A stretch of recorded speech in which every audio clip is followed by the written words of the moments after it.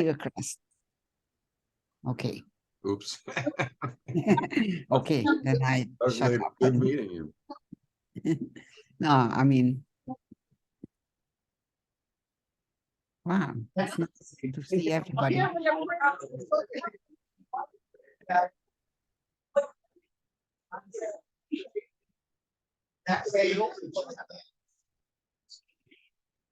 But is your mic on? My mic is on.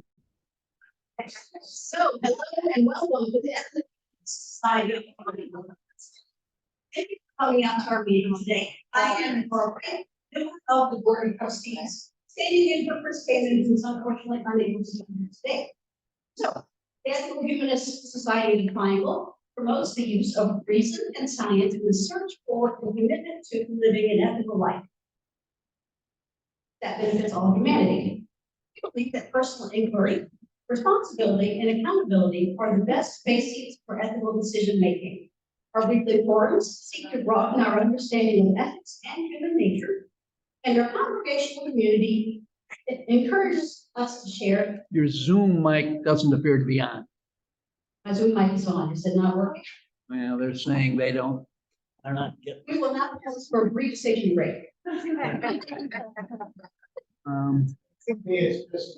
It's on, sweetheart. Go to Yeah, well, here's what they're saying. no, yeah, but I don't have it. Go to Yeah, I know. so simple things. I got the right. I hear me now. Is that working? I can hear you.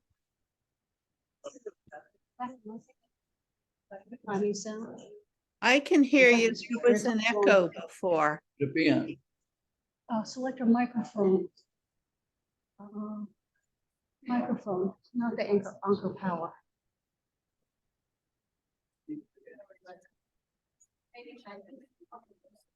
Any help? Yes, that's fine. Okay, maybe people in the Zoom audience can let John know if they can hear me. Okay, so welcome again. Our weekly forums seek to encourage. Do we have the recording on, John? Our weekly forums seek to broaden our understanding of ethics and human nature, and our congregational community still encourages us to share diverse opinions, friendship, and camaraderie. We welcome everyone to share in our journey. If you'd like more information about our community, please ask me or any of our members. There's a visitor sign-in sheet and some literature over at the greeters table. Due to the ongoing pandemic, masks are totally acceptable, although not required. We have some if anybody needs any. And in the interest of time, we are today skipping joys and concerns and moving on to opening words. And again, in the interest of time, I've taken the opening words over. We have two quotes, one being from Albert Einstein: "Without ethical culture, there is no salvation for humanity." And then from Martin Luther King: "Injustice anywhere is a threat to justice everywhere.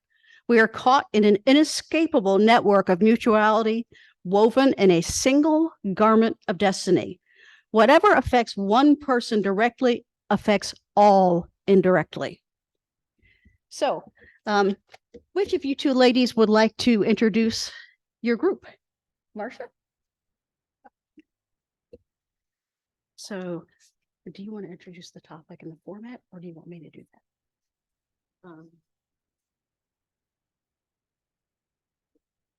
Okay, so what do you want to just introduce Kol Haskalah? Okay.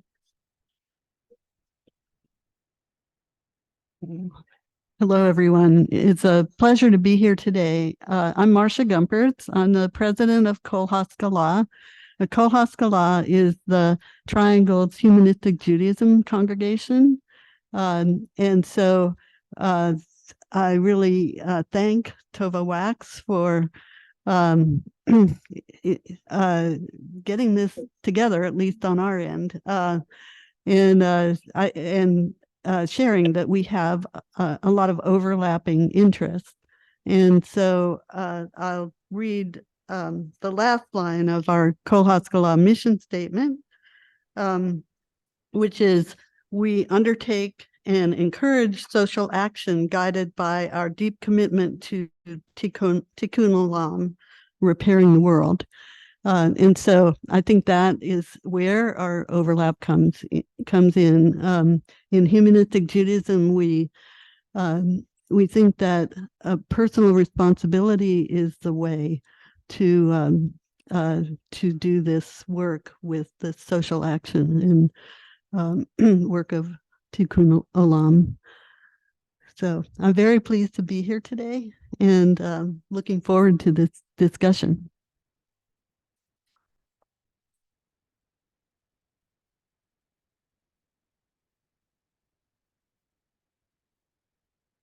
Okay, so very briefly, we have obviously 4 panelists here.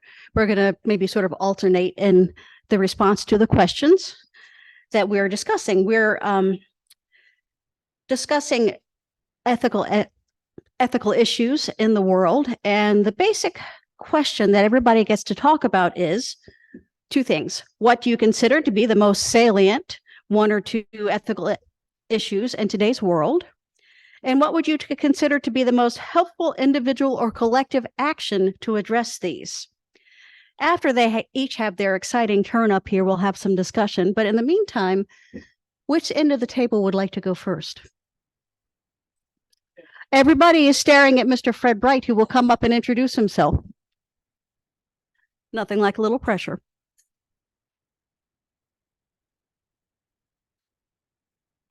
Thank you.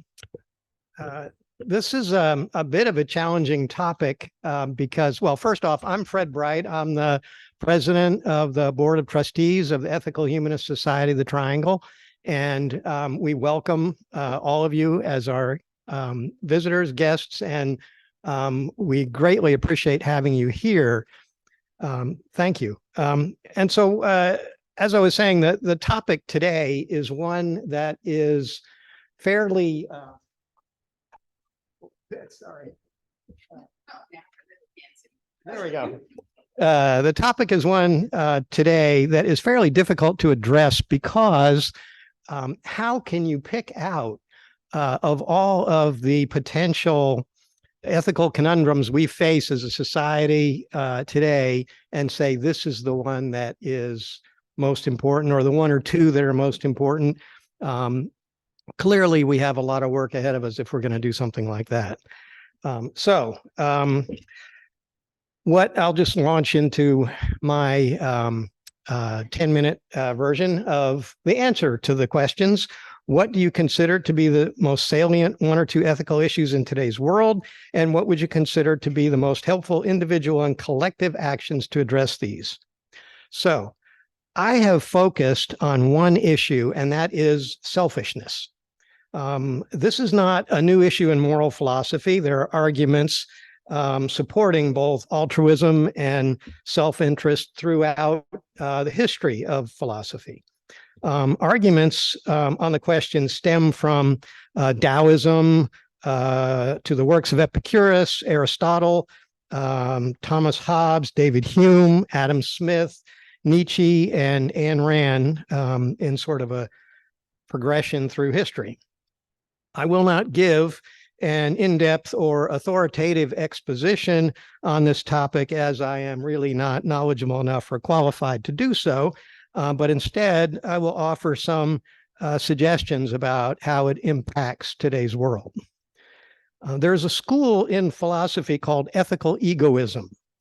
Ethical egoism is a claim that a person or a moral agent performs actions based on maximizing one's own self-interest.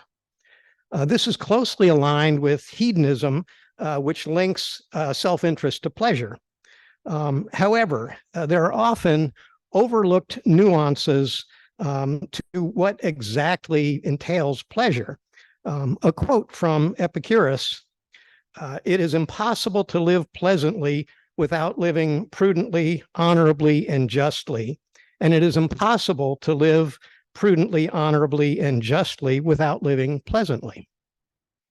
And for Epicurus, that included, as an important part, friendship and reciprocal helping and usefulness. Now, the Christian Church in early on essentially squashed Epicureanism as a dominant religious Roman philosophy, if you will.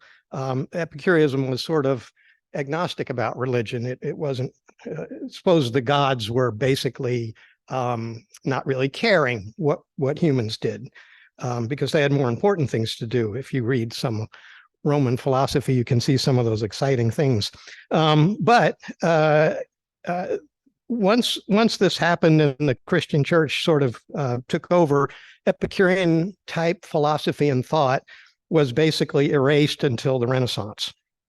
But the idea that pleasure in life, as opposed to, say, the afterlife, can and should be achieved through altruistic means persists. So the philosophical origins of altruism can be seen as including the Taoist vision of selfless action.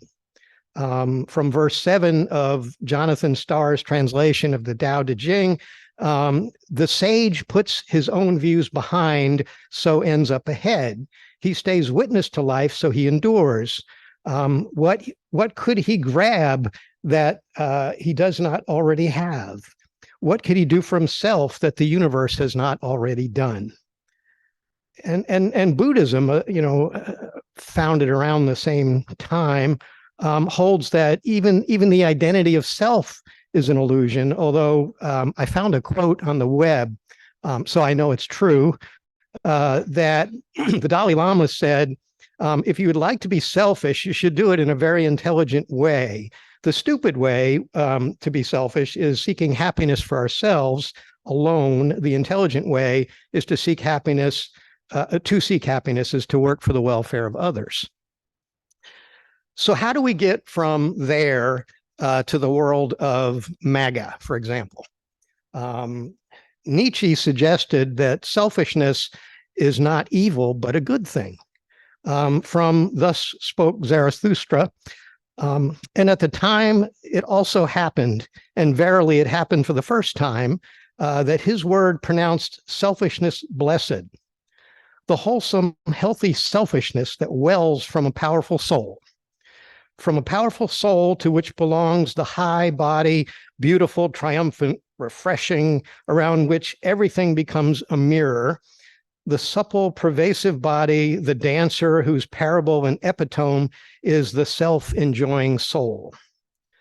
The self-enjoyment of such bodies and souls calls itself virtue. Nietzsche was saying basically that we must selfishly follow our own will and not others. Taken to the extreme, this leads directly to the immoral position that celebrates me first over everybody else. So you can ask, given the nature of our society, is this just capitalism? Is greed good? Even Adam Smith in The Wealth of Nations suggested that justice was necessary. In his preceding but lesser known work, The Theory of Moral Sentiments, he stated, how selfish soever man may be supposed, there are evidently some principles in his nature which interest him in the fortune of others and render happiness necessary to him, though he derives nothing from it except the pleasure of seeing it. A large chunk of our population seems to have lost that sentiment in the MAGA world. It's a MAGA world of me first, where rules are for suckers, it's dog eat dog, and you're a chump to care about others. Jennifer Senior, a New York Times opinion columnist, wrote an article in 2020 describing how a coalition of the idle rich and lower class poor has been built on moral cynicism. For the rich, it stems from the idea that the rules basically don't apply to them. You remember Leona Helmsley. What she famously said was, we don't pay taxes, only the little people pay taxes. I was living in New York at the time.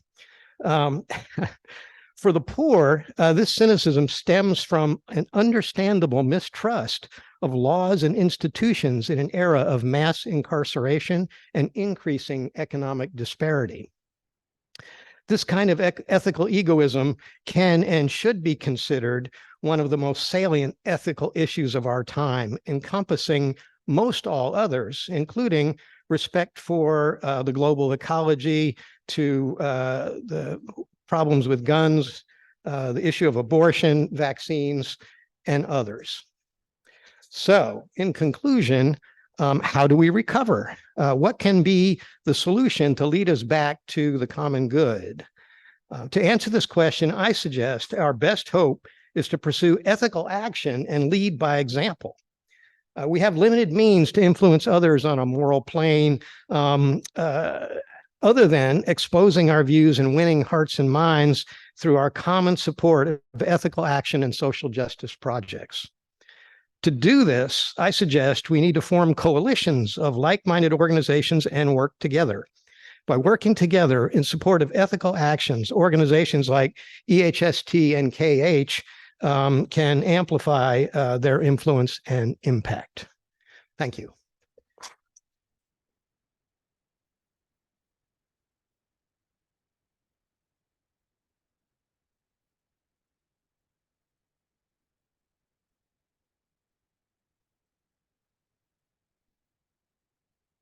Hello, I'm Tova Wax, and I'm a member of Kol Haskalah and the Ethical Society. But I speak here coming from Kol Haskalah because that's where I started with this idea of getting us together. And you're about to see now a good example of the overlap between us, because my topic for today is quite similar to Fred, but a little bit different. I want to speak to what I consider to be the most salient issue of the day, the pandemic of greed. It's interesting, when I did research on this, just to see if other people had similar ideas, I discovered that maybe 96% of the literature about greed is about economics, money, and also resources. So it was hard to find articles or discussion of greed as a relationship issue or social issue generally, social welfare issue, for example. So I had to think on my own a little bit about this. But the COVID pandemic, I think, had kind of precipitated a more salient display of greed. Because, for example, the toilet paper panic. I remember we were back from a holiday abroad, which was aborted because of COVID. And the first thing we did was go to the grocery store, and there was nothing on the aisles. We felt like maybe we went to a medieval country or something. Nothing in the aisles, And so we got nervous too about toilet paper and stuff. There was one time we went and we saw a pallet that had come in with a pile of toilet paper on it. And we all stood around like vultures while they opened it up and then jumped on it. So, that was for me an example, I think, of greed. But greed in the service of insecurity. Right? Greed tends to come up a lot when people perceive themselves as being vulnerable or under threat, which of course the COVID pandemic did for a lot of us. And greed is also it's considered a sin, but I think it's probably the consensus of the research, the psychology of greed research now suggests that greed is actually a motivation that can lead to behavioral sins, if you will. So greed is a motivation that we have to manage somehow. And it impacts, of course, on social, moral, and ethical values. So greed is widely understood by most of us to be the pursuit of hoarding of resources, collecting and hoarding of resources, either individually or corporately. Like we hear a lot about corporate greed. And greed versus self-interest is about excessive collecting or gathering or holding of resources without regard for others, and regardless of the impact on others, negative impact on others. So greed is unconstrained self-interest. And some examples of greed that we can relate to are, for example, CEOs paying themselves millions more than their low-paying employees get. Taking advantage of desperate people to make deals more favorable to the South, like when there's scarcity of resources, prices suddenly go up. And then you feel like you're trapped because everybody kind of takes advantage when prices go up. Exploiting natural resources without regard for future generations, for example, the whole fossil fuel debate.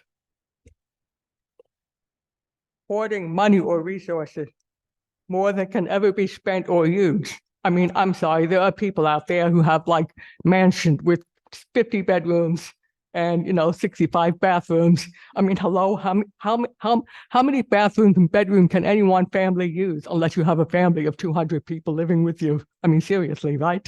I mean, I think of Bill Gates in this regard.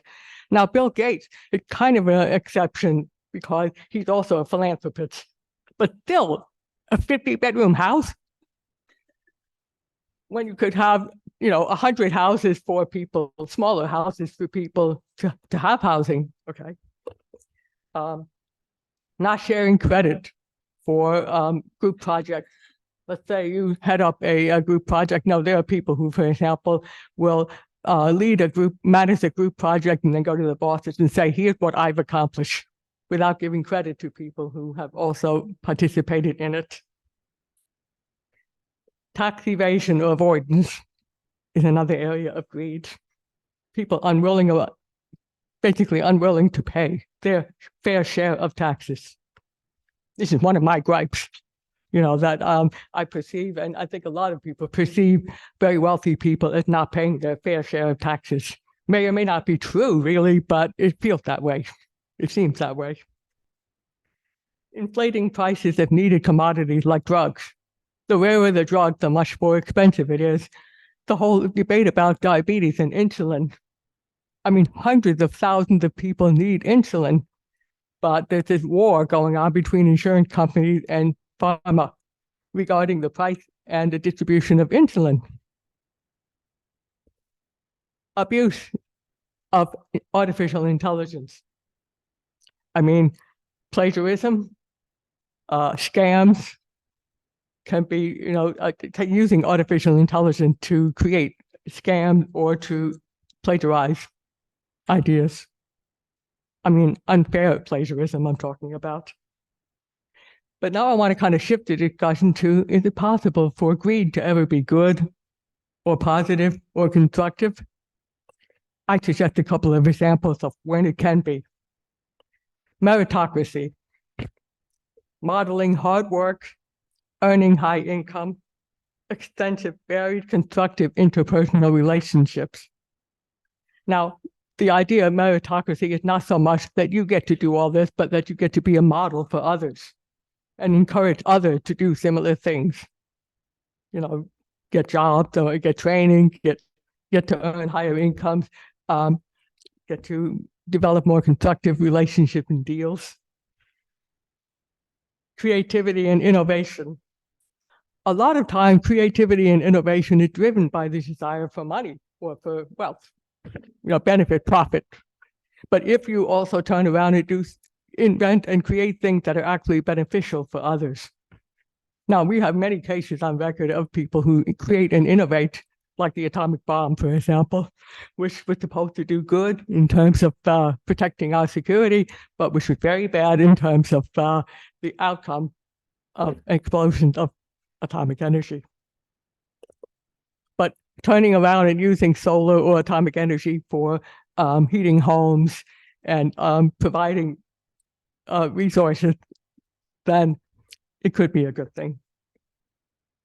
Investment. Expansion that creates more jobs and improved living standards. There are many companies now that expand, and when they do expand and set up companies around the world or in other places, they create jobs in those areas and help increase the standards of living in those areas. Philanthropy, of course, distributing your wealth to places where needed or can be used to benefit others. And social impact capitalism.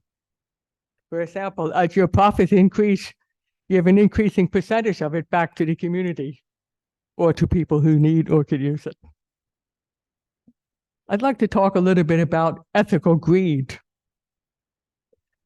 Ethical greed. What about accumulating trustworthiness? In other words, if you keep getting trustworthy, then other people are going to feel comfortable and safe around you.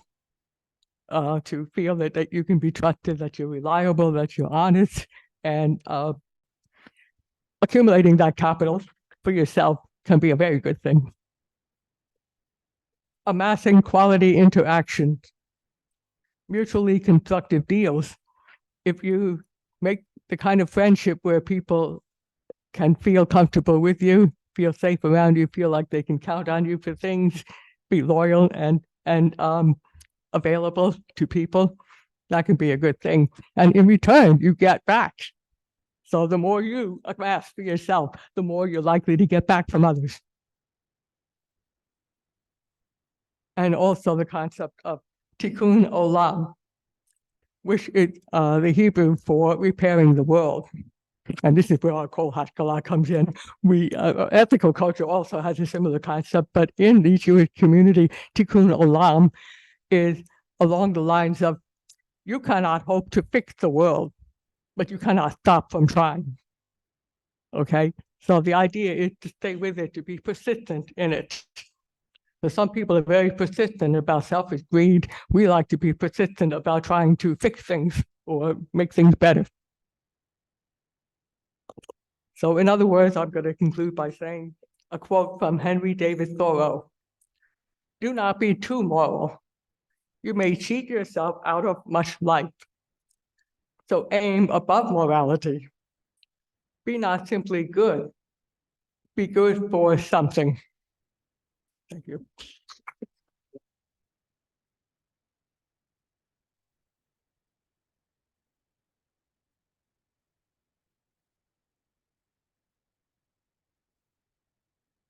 Okay, good afternoon. That was some tough acts to follow there. I'm gonna try to amass quality interactions. I like that one a lot. So my name's Jennifer, and I am a member of the Ethical Society. And in the world, I work with UNC Healthcare and as a nurse and public health person. The questions that we are going through today were kind of hard. I think kind of similar to what Fred was talking about. One of the things that I feel is the biggest issue is nihilism. So I kind of was thinking, like, how can I give some really concrete examples of how this looks in society? And I'm not a philosopher, so I'm not going to like quote Nietzsche or anything like that. Some of this is just from different regular sources. But to give you some insight, nihilism is extreme skepticism. Okay. Maintaining that nothing in the world has a real existence. It's also seen as believing that values are baseless. And so how does that manifest itself in our world? A couple of things I want to touch on is how nihilism is not necessarily pessimism. So you have pessimists who kind of live in their despair. So I think Eeyore kind of lives there, whereas a nihilist will hide from it. And that being the kind of the underlying pinning of a nihilist is that nothing is good, we're just not going to do anything, and I'm not going to do anything about it. So taking that stance and looking at how that is manifesting itself in our society, to bring up another point of cynics. Cynics kind of embrace the fact that people are liars, right? They're cynics. People are going to do that. Whereas nihilists will evade all of that. So nihilism is being indifferent because we want to be liberated from our feelings and attachments. How do we see this in society? When you turn on the news, you see the gun violence. We have often stated, we become numb to that. We understand that school shootings are going to happen. And we have a performance almost of when it does happen, we give our condolences, we get on the TV, we watch the mothers cry, and then we move on to the next news item. politicians and politics. It is not inobvious of suffering in our society, but people continue to take money from special interests, and they continue to do these things that are negative and impact us negatively.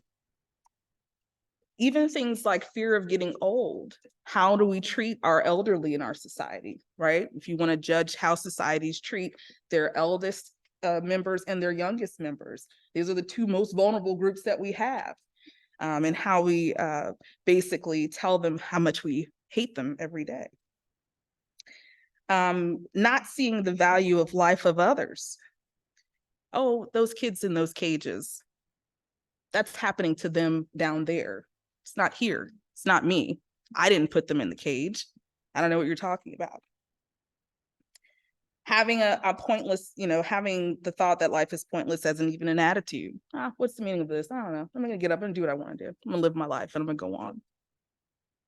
Even some things that are really pinpoint specific, seeing gender as pointless, right? We celebrate having differences in our society, but then there's this underlying thing of we have to procreate. So it's not necessarily pointless. Or not seeing color, having the idea that, it's a colorblind society, so what do I need to worry about? The mindset of a nihilist is that we're simply here and then we are not. So I personally learned that to kind of defeat this mindset is to find purpose quickly.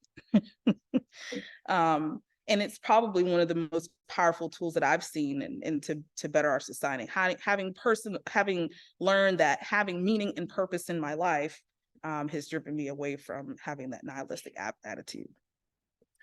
If everything is pointless, then what is the motivation for society to do good and stay civil, right?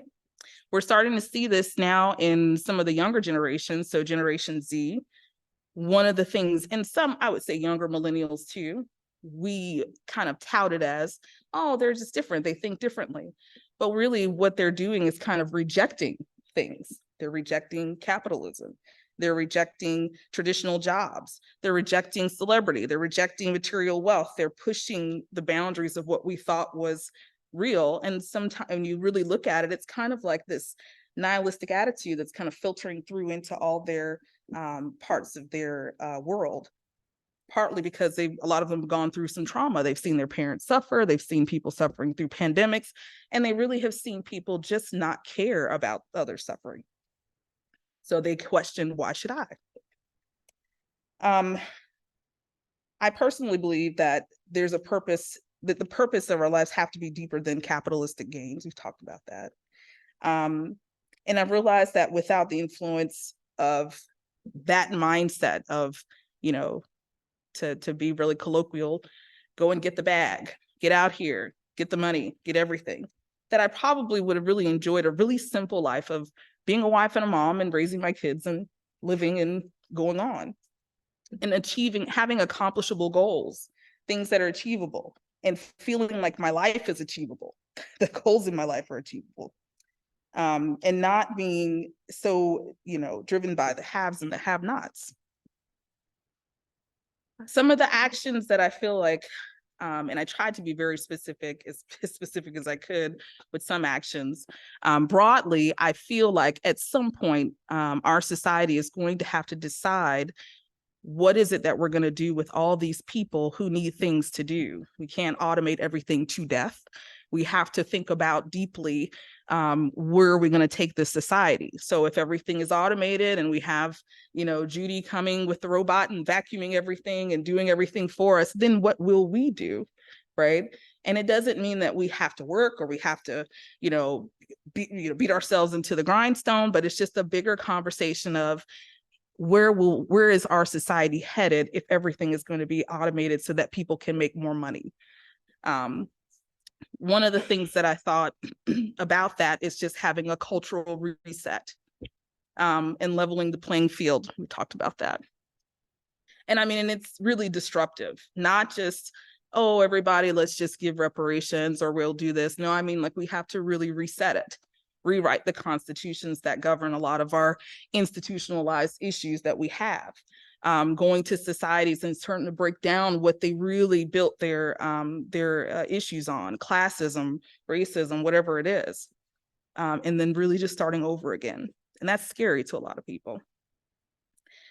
Instilling the second thing I would see as a way to address this is instilling non-monetary goals and purpose in our children very, very early. It shouldn't necessarily be that they shouldn't aspire to go to school or anything like that, but maybe we should start teaching them to aspire to be good people, be helpful. When you see someone who is sad, you don't have to save them, but it's okay to ask them, how are you? It's okay to be friends with people you don't know. It's okay to go places and do things that are not typical and make your life purposeful without it being all about money and how much you can amass.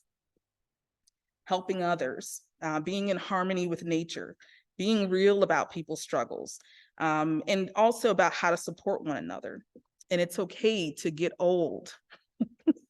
That's something that we see over and over and over again. It's like, do you think after 35, do you disappear? You're still here.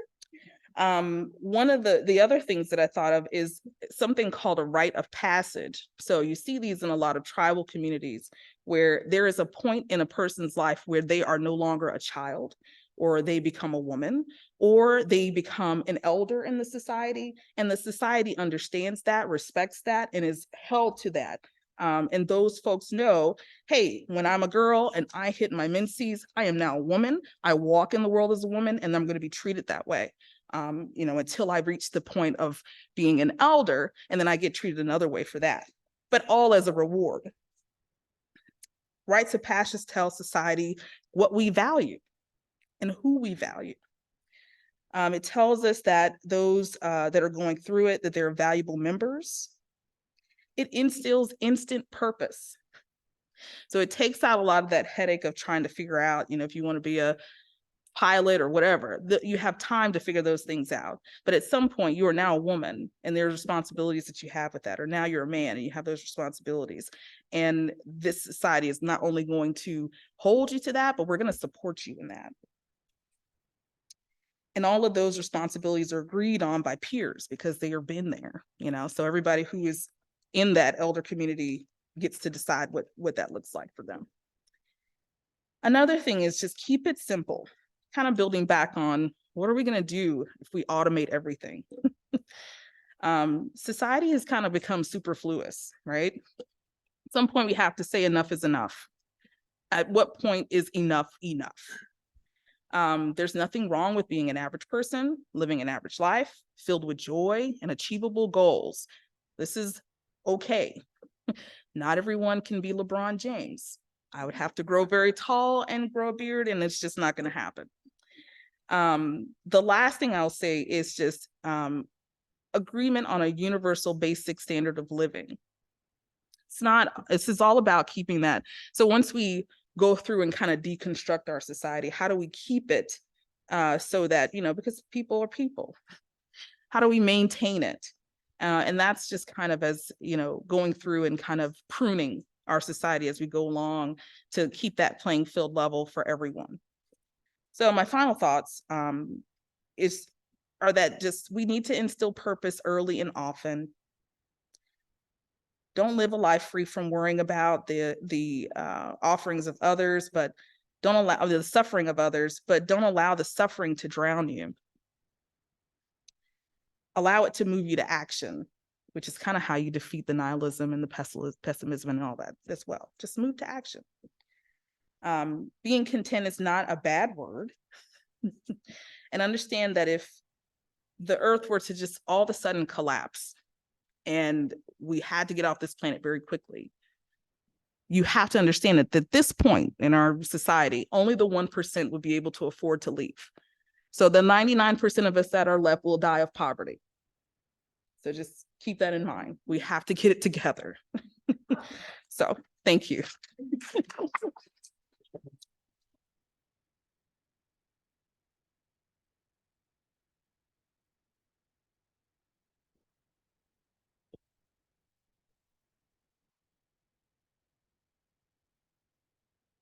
Okay. Well, I agree with the previous speakers that this is a very hard topic to address. And so I kind of skirted the philosophical question.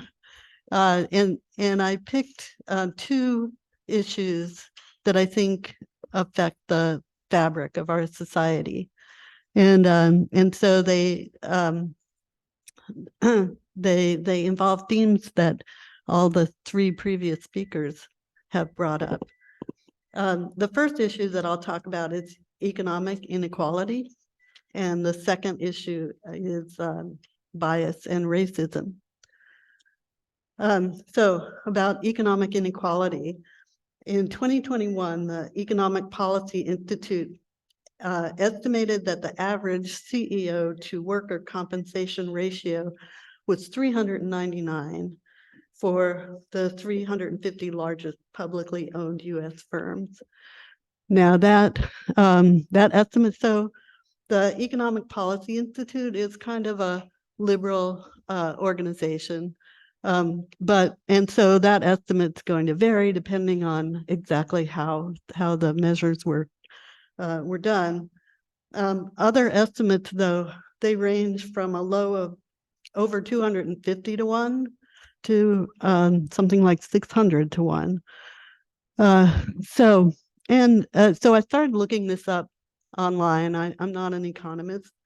And I was really surprised to find that among economists, there's really, what I was getting a sense of was that this really isn't an ethical issue, that poverty is an ethical issue, but this income inequality didn't seem to raise ethical flags. But I did find some sites, some philosophical and religious sites that did talk about some ethical issues that are raised by inequality of income and wealth. And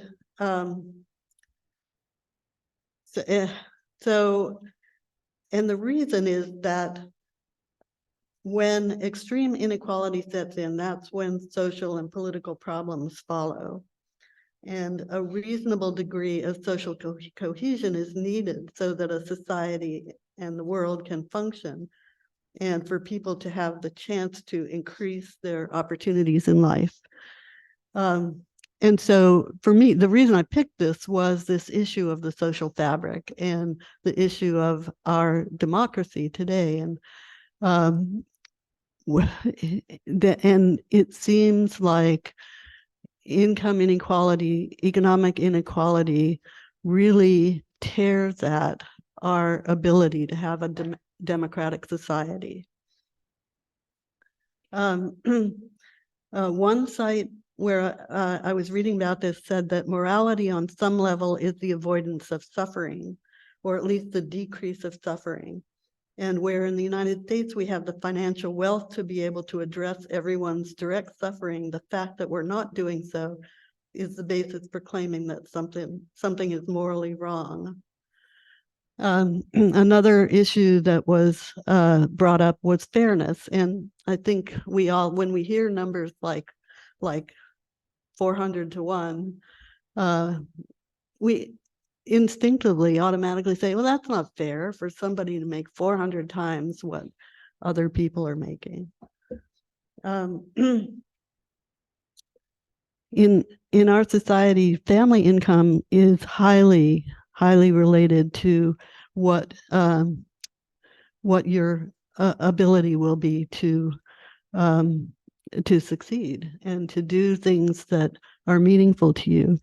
And so the family income determines a child's life chances. And so we don't have fair opportunity for people if we have this extreme economic inequality.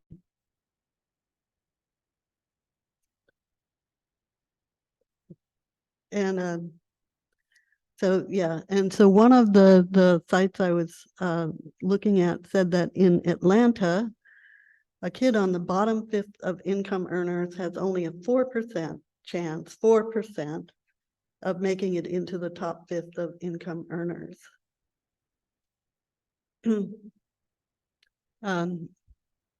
So this is an economist speaking, and so he says, fix economic mobility and not inequality and let the rich do their thing. Well, I don't know. So I've talked a little bit about democratic solidarity. A democratic community cannot tolerate too much social stratification before it loses its democratic character. And this is perhaps most evident in the relationship between income and political influence in modern American politics. And then lastly, the last point that was raised in this discussion of ethics was positive liberty. Americans place great value on freedom as the absence of constraints on conscience or expression, but the exercise of freedom in practice depends on access to the basic resources and capabilities necessary to act. The absence of positive liberty is nowhere more evident than in the limited options of the poor. Okay, so what can individuals and organizations do? And so I was really trying to focus on practical things that we can do. And unless you are in a position to hire people and set people's salaries, if you are, then that's great. And you do have a chance to make some dent in this. If you're not, one of the main things you can do is vote and get out the vote for candidates who support policies that will ameliorate this huge discrepancy. And so some suggested solutions are policy solutions, some are tax solutions that would reduce incentives for CEOs and limit their ability to give themselves high compensation. So things like higher marginal income tax rates at the very top, setting corporate tax rates higher for firms that have higher ratios of CEO to worker compensation, using antitrust enforcement and regulation to restrain the excessive market power of firms, and to allow greater use of say on pay, which I hadn't heard that phrase before.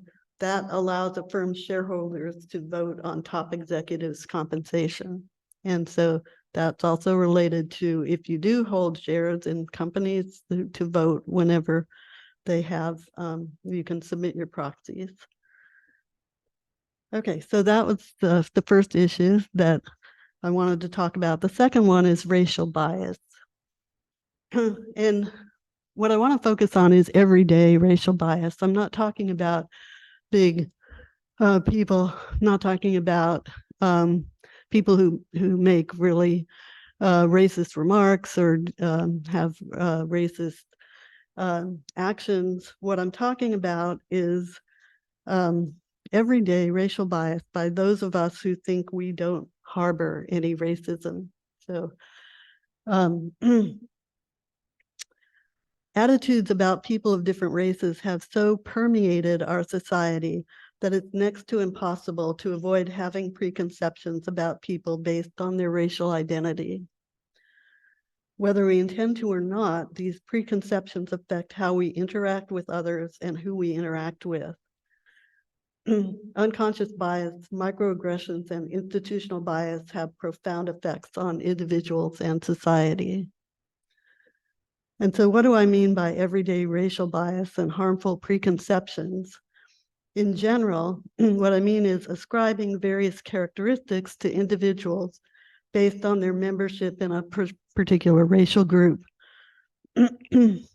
So things like feeling superiority because of your membership in a particular group, and conversely feeling that people of other particular groups are inferior in some way, or not even necessarily inferior, but ascribing certain talents or lack of talents based on what group they belong to. And so taking it out of the racial realm, but things like this happen also with gender, with physical disabilities, thinking that people are not as smart, for example, or not able to do math because they're certain genders or they have disabilities, not able to do scientific thinking, thinking that people must be good dancers, must be good athletes, must be good at math in some cases. We have some stereotypes like that about certain races. So those are the kinds of things that I'm thinking about. And another way this comes out is thinking that because we have helped people through philanthropy or working on civil rights, that they should like us and be grateful to us. Thinking that people achieve whatever success they have in life solely by virtue of their own hard work and intelligence. So these types of attitudes come out in small ways and large ways. They affect how we interact with people and who we interact with. The effects of microaggressions build up over time, and they adversely affect emotional and physical health. And I mentioned institutional racism also. That's bias that's built into how our institutions function, and that we, for the most part, we don't notice them.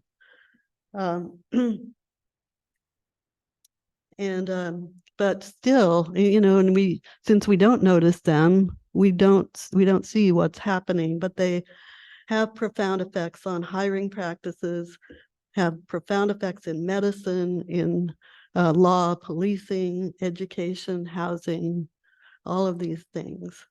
And so what I want to talk about is what we can do as individuals and in our organizations. And so these are, they might seem like small things, but they also might seem like hard things. Or they might seem like things that I don't need to do these. The first one is to try not to be defensive when confronted with the idea that we ourselves may have some bias or racist assumptions. The second is to be open to hearing about people's experiences and accept what they say about how they experience words or situations.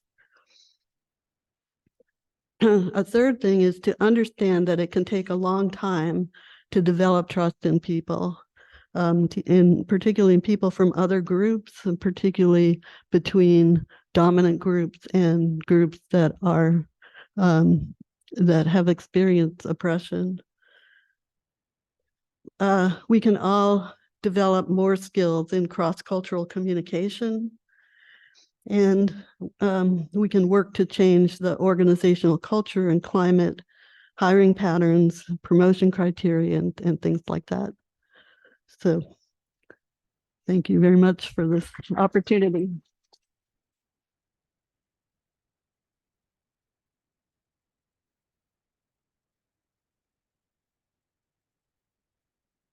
Wow. I have to say, I'm very glad I was not on this panel because I think I would have just been outdone by every single person. You all did a great, great job. Thank you very much. Normally this time we pause and pass around exciting little baskets and remind everybody that Ethical Humanist Society of the Triangle is an all-volunteer organization. Today we are not going to pause with baskets, but I will put in a little plug, EHSTNC.org. You can always donate there if you so choose. But we're going to zoom right along towards discussion, the exciting stuff. So first, I'll remove this. And reminders about our little ground rules for question and answering, which is raise your hand, wait for the mic. The reason we have this double mic, the little tiny one, is for our Zoom audience. If you talk without a mic, they can't hear you. And it makes them feel a little bit included, and I kind of don't blame them. We really prefer one question at a time. And once you've asked a question, If you have a burning desire to ask another question, that's awesome, but we're going to try to get around to everybody who has any sort of questions. So the mic is on and Linda is raising her hand.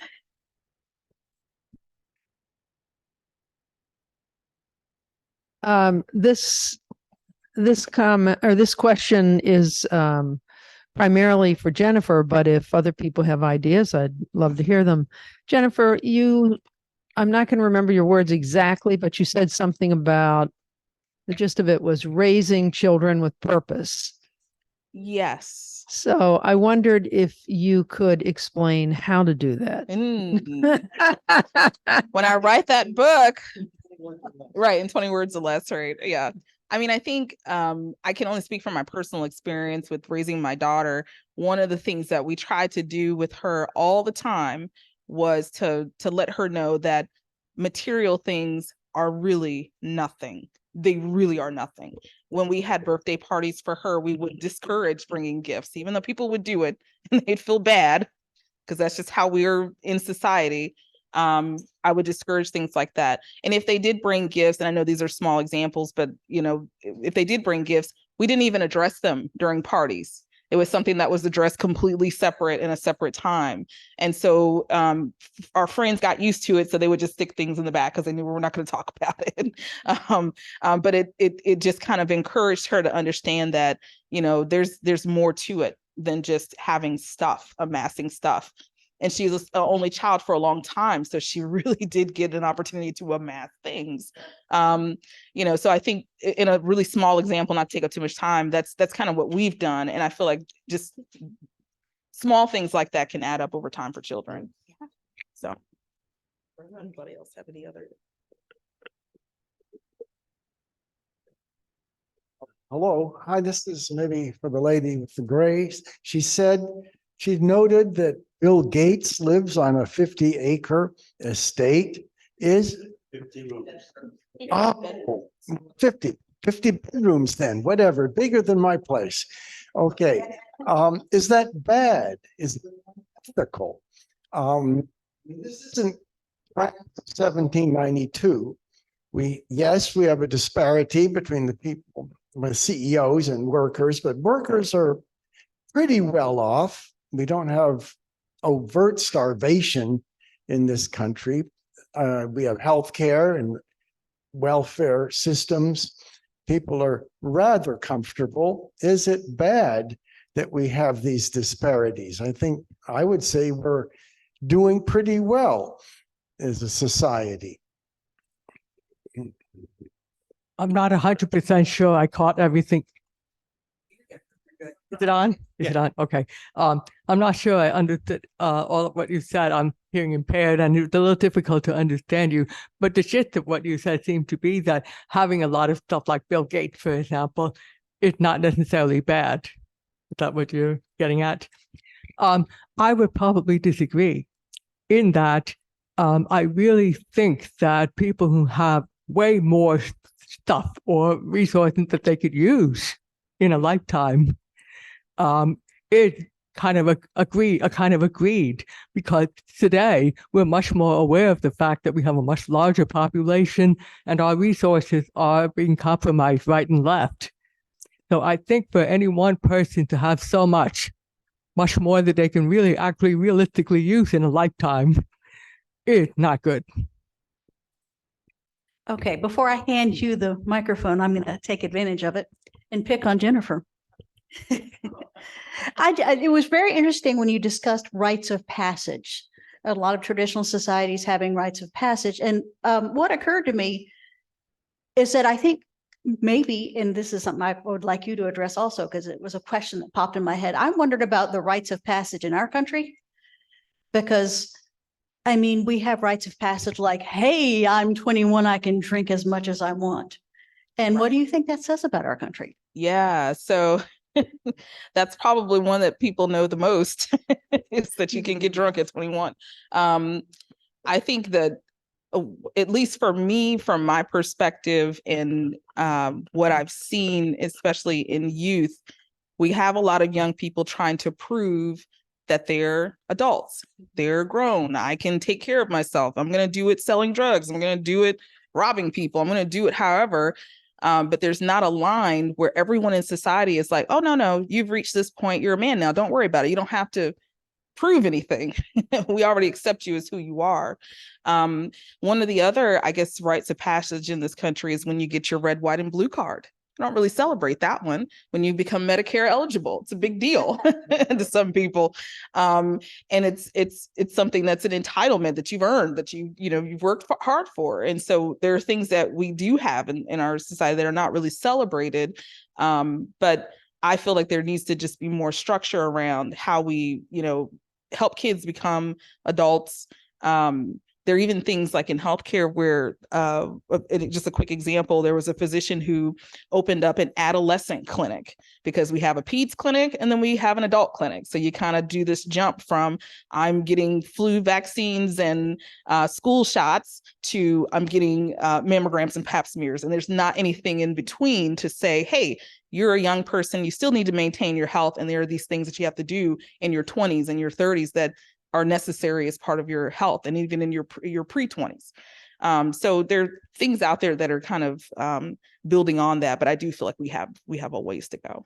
So I take issue with the idea. Hold on a second. I'm sorry. She wants you to stand up so she can see your mouth. All right. So I take issue with the idea that we're comfortable. The fact is that we're very uncomfortable. New York City, for example, has seen the biggest inequality gap that it's ever seen in history. We have the end of this child tax credit, which saw a dramatic plunge in child poverty. And now they're ending it. And we're going to see a dramatic upsweep in child poverty. Universal health care, we have a hell of a lot of things to do before we're comfortable. Anybody up front want to respond in any way, shape, or form to Hugh's rebuttal of Mike? I would just say it sounds reasonable. Push. Oh, sorry. This is, I think, all of you, but mostly Fred. There is a common theme that it seems to me that is running between the presentations you made. Is regarding the accumulation of wealth or resources or greed or selfishness, did you say?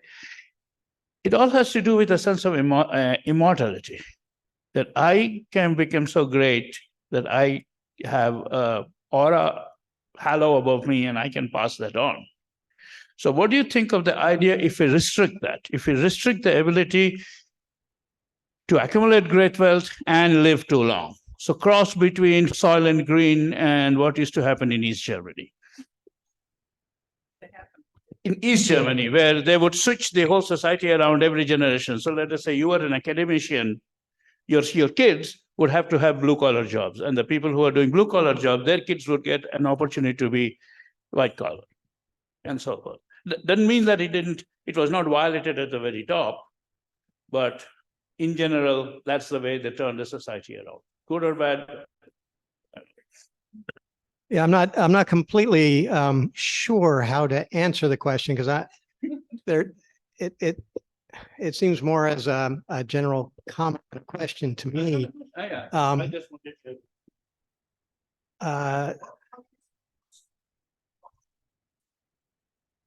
Repeated in a fairly succinct The way. question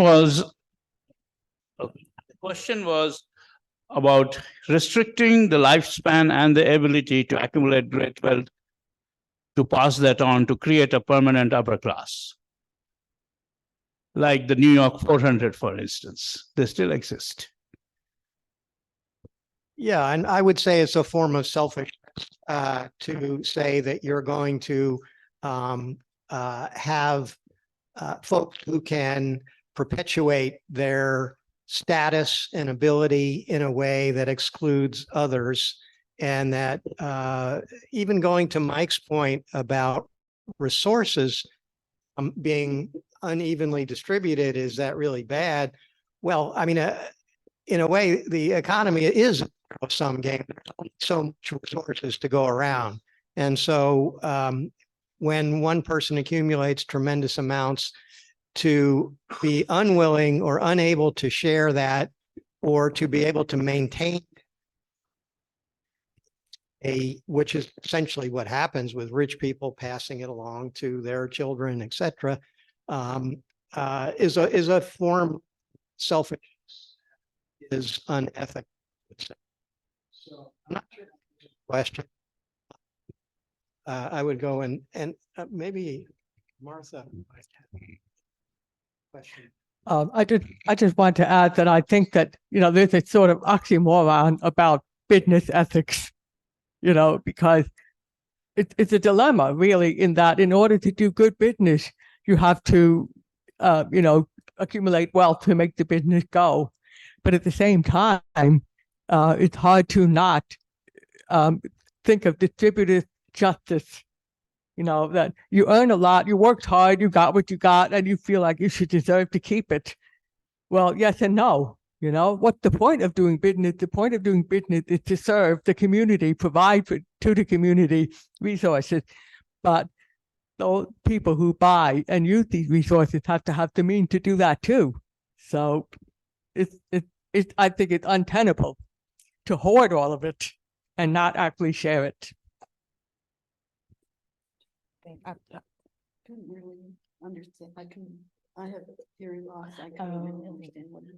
I'll mention about that. Some of us here have hearing impairments, and I wonder if it would be helpful, if you can, to be able to come up here to the mic so that we can all hear the question better. Or those of us who are hearing impaired could at least get that. Yeah, or stand, that would help too. I was going to stand. Yeah, no problem. And I'll say really quickly to Atisha's point of having limits on wealth, right? Which is pretty much the gist of it. How do we limit wealth? And I think if in our society, if we did it where Bill Gates, all of his kids had to have blue collar jobs, right? None of them could inherit his wealth. They all had to start from the bottom and move up. There would be so much uprising. There would have to be so much agreement to that, because part of the mindset of the, of course, I'm not wealthy, I don't know, but part of the mindset of the wealthy is that I did this for them so that they can benefit from my, my success. Not necessarily even thinking about anybody else. It's really about pushing it down the hill so that everyone else can have access to it. But it would be a radical thing to instill something where of a certain level of wealth, then your children have to be under a certain level of wealth, and then kind of flipping that back and forth. I would hope over time it would make things equal. But we don't know, because people find ways. People find ways. I'm sure somebody would maybe create a law that says, "Oh, every other generation gets it then." So something to think about. Yeah. Martha, maybe you could comment on, limitation of wealth, and you mentioned taxation policies, et cetera. Right. So I think that having some people that are extremely wealthy and in a society where the vast majority of people are not, really damages our social fabric, and it makes it very difficult to have a democratic society. And I think that's part of what we're seeing with the political situation in our country right now, with so many people being nihilistic and opting out of the political system. I think that this feeling that things aren't fair is a big driver of that. Next. I have a question for Fred, and I have a question for Jennifer, and our MC has given me permission to ask both. So, Fred, leading. The sound is not. Right next to Yeah. When he did that, Tilted. tilted this way, okay. I have been given permission to ask these two questions. Fred, leading by example. Whoa. Leading by example. And something that came to mind was Senator Menendez and what's going on with him. And it made me think about Al Franken when he was asked by our party to step down and how angry I was. And it was nothing compared to what's going on right now. It was nothing. And so my reaction, and I'd like to hear more about leading by example, but why the hell should he? Because they're not going to follow that example. The Republicans aren't going to follow that example. Question for Jennifer about rites of passage when a girl becomes a woman. So somewhere in there in our society is when kids want to reassign their own gender. How is that addressed in that kind of society?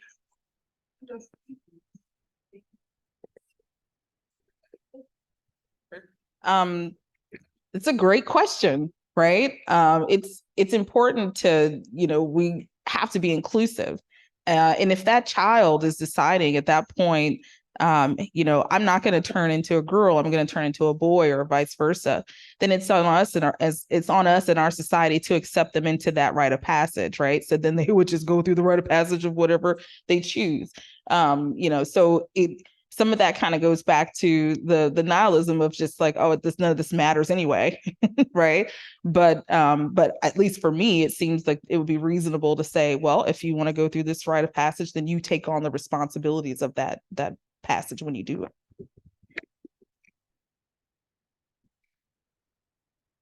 And, I agree that there are certainly people who are not going to be affected by an example that is contrary to their own greed or interest, or there's nothing you can do about that.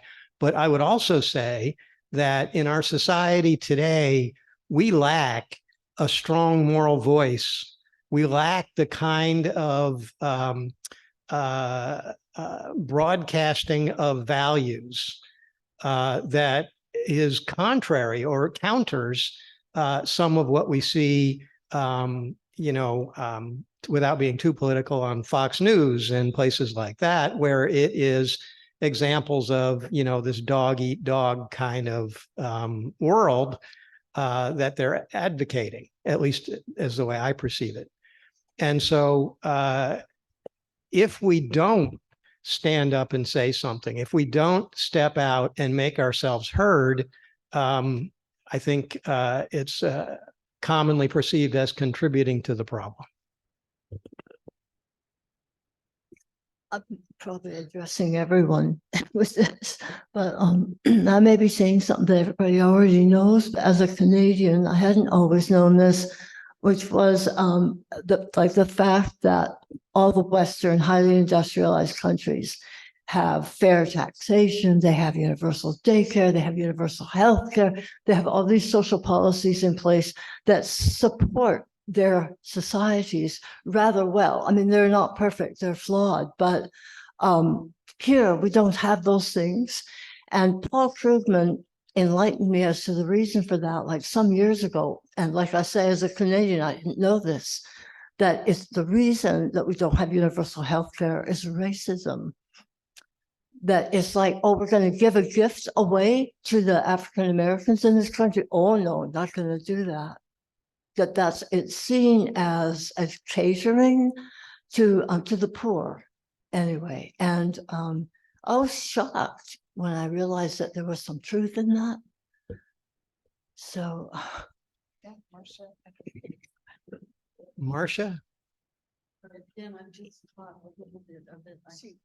She's saying that basically the background of not having universal health care is racist. Right. Right. So I don't know. I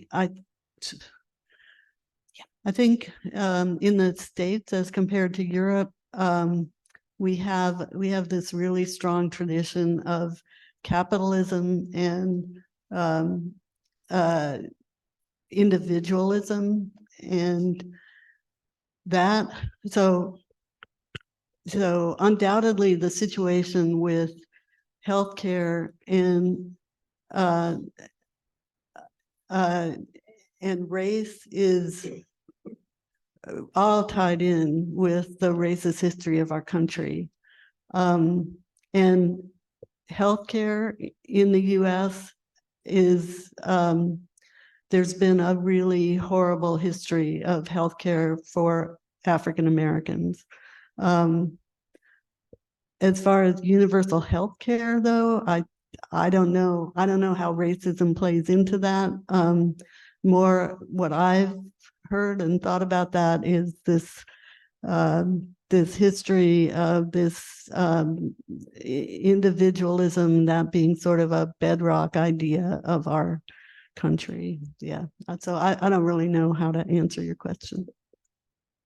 I'd like to comment also a bit about this. We do have universal health care in Medicare. So for people over 65, we have it. And it killed me how, on the one hand, we have people who say, but that's socialism, we can't have socialism in the country, but we do have it in the country, Social Security, Medicare, and other types of universal program. So it's, to me, a cognitive dissonance in our country that we're saying we don't have these programs because they're socialistic in nature, and we have this fear of socialism for, for a variety of reasons. But to me, it is a matter of one of the actions we could conceivably take is to parlay a program like Medicare into universal health care somehow. We already have it, why not just expand it? And the interesting thing about Social Security is it started off as an insurance program for people who were retiring. In other words, you paid into it like health insurance, you paid like you pay insurance for your car or for health, you paid it for your retirement. And then you got it back in retirement. But over the years, we kept expanding that program to include the children of people who retired, disabled people, people under this age, people over that age. So before you know it, you now have a social welfare system in Social Security. Okay, so we have this weird cognitive dissonance going on, and maybe that is something that needs to be addressed. There were other people.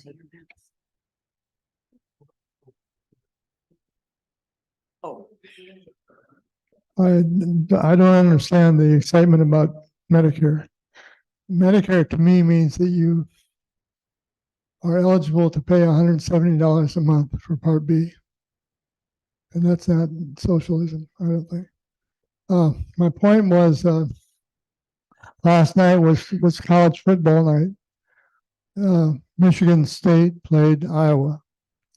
And those players are subject to the same vulnerabilities as professionals.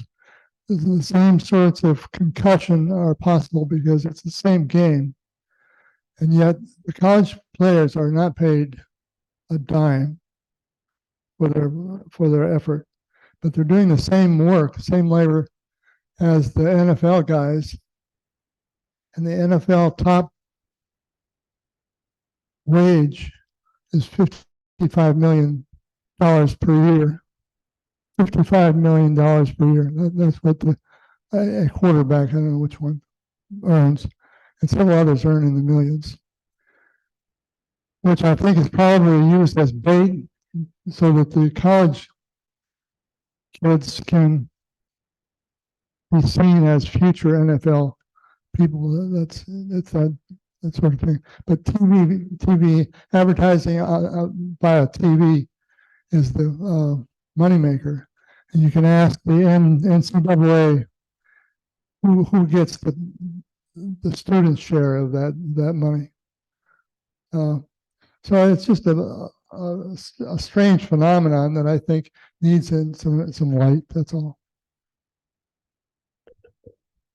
Thank you, Gordon. That was a very interesting observation. Do we have any? Marcia is going to do a little response. I'll make a very controversial statement. I think we should abolish college sports. Throw tomatoes at us.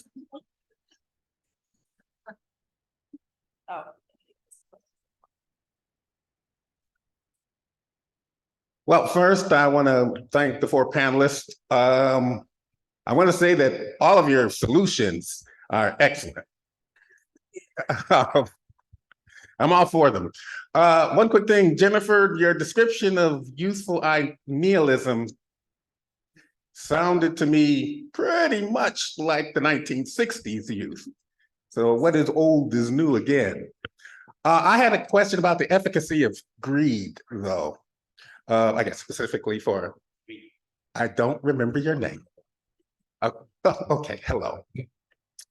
The efficacy of greed, I have my doubts that there is a good version of it, actually, because of the first thing you said, which was greed is an extreme. And I also questioned the notion that in describing the acquisition of wealth as a motivator is something that should be positively modeled as a part of something beneficial in society. So I wondered if you could clarify that a little, or if I heard what you were presenting. If I understand you correctly, you're asking for me to explain a little more about positive or good greed or constructive greed. Okay, well, as I said, it was a little bit tongue in cheek, but when I mentioned the ideas about, meritocracy and investment creativity, all these things, I think there are people who have positive motivation for society, wanting to help improve society or improve the welfare of people. The paradox always is that whenever you try to do something good, somebody somewhere is likely to turn around and do something bad with it. For example, the invention of the atomic bomb was really about the invention of energy, sources of energy, but it got used for war and not necessarily for, improving the lives and quality of life of people. So the issue then becomes, how do we channel our attempt to accumulate or increase or expand good, positive or healthy or constructive social welfare, and somehow get a grip on when it becomes used for evil or for destructiveness? I don't have an easy answer for that question. It has a lot to do with what we've been talking about, the fact that society may need to be reset. It's like evolution. Some parts of evolution need to be reset for it to move forward. So it's not an easy question to answer, but these are things, the more we think about these things, the more likely we might come up with solutions. I would comment that I don't indict capitalism as being the ultimate evil. Certainly, it's a powerful engine for building an economy and making lives better for many, many people. But it needs to be tempered with justice. And that's the trick, is how do you harness the incredible energy of capitalism without allowing it to become a society where 95% have very little and the remainder have everything. So I'll just leave it there. All right, we are having time for our one final question. That's you. Can I have a comment instead of a question? Okay. It's in reference to two statements. One made by Fred, who said that maybe we should consider the pros and cons of the East German solution, a quiche, sorry. Akish, okay, of Akish, of East German solution in which the privileged would make the children choose less privileged jobs, etc. That possibly could only reinforces the value of the things that we consider privileged, because every other generation would be sort of in abeyance, waiting for its turn to go up. The other comment I have is refers to what my wife Tova made, is that wealth and greed could be for maximizing wealth could be is immoral, because in the context of use of resources and the claim of resources that could be used more rationally for generations to come. Now we are so rich, despite the claims of poverty, that we are basically using the future of this planet, of whole humanity, possible future of humanity. I come from a communist country in which I grew up in a communist country. And I was able to see that in a society which was much poorer than the one I came to, I, for many years after coming here, didn't notice how poor I was. Here, the reason was that I could not compete for money there, but the competition switched to education, to, for example, vacations for young kids. I had some things that privileged people here, kids have, like I had organized vacations every summer. Nice. It was poor, but everybody was poor. What I'd like to say in this comment is that maybe greed is not such a problem. Maybe it's not eradicable even, but rather that the sense of self-worth that is tied to money and goodies. American poor, and again, as an ex-citizen of a poor communist country, I remember we talked to each other about how crazy those poor people in America are. The communist government used the poor people in America, the blacks especially, well, they have nothing. We wished we had a color TV. We wished we had a used big American car and a pool of gasoline to come with it. But back to my personal experience, I didn't have a car. I didn't have a pool of gasoline. I did not even have an apartment.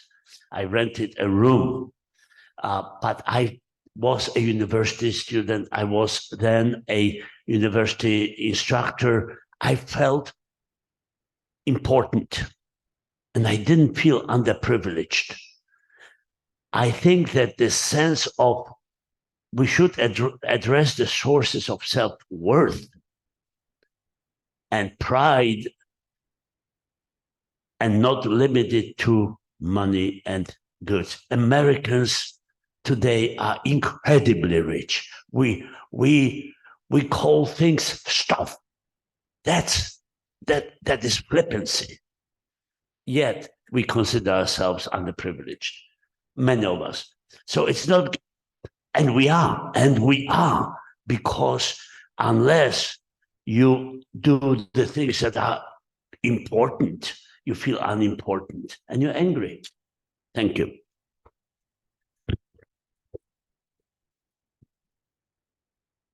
Thank you, everybody, for a good discussion. I think we brought up a lot of interesting points. I'm sorry that I have to put things to a close. It's just that we're going to be kicked out of the building at 3:30. So my apologies for that. This turned out to be a day that they're going to use the building later. So just real quick announcements. One announcement is the Change for Change jar is still there waiting. Next week's program is Zoom only. It's going to feature Desmond Meade, who is the executive director of Florida Rights Restoration Coalition. In other words, people who've been incarcerated, their ability to do things like have jobs, vote, etc. That will be Zoom only next week. And did you ladies anything you needed to say? I'm going to hand over to Marsha for very quick thanks. Yeah, I wanted to thank you for hosting this joint program of our two organizations. And well, thank you all for participating in the discussion. I've really enjoyed this discussion. It's not a topic that I usually get to talk about with people. So this is a very special event.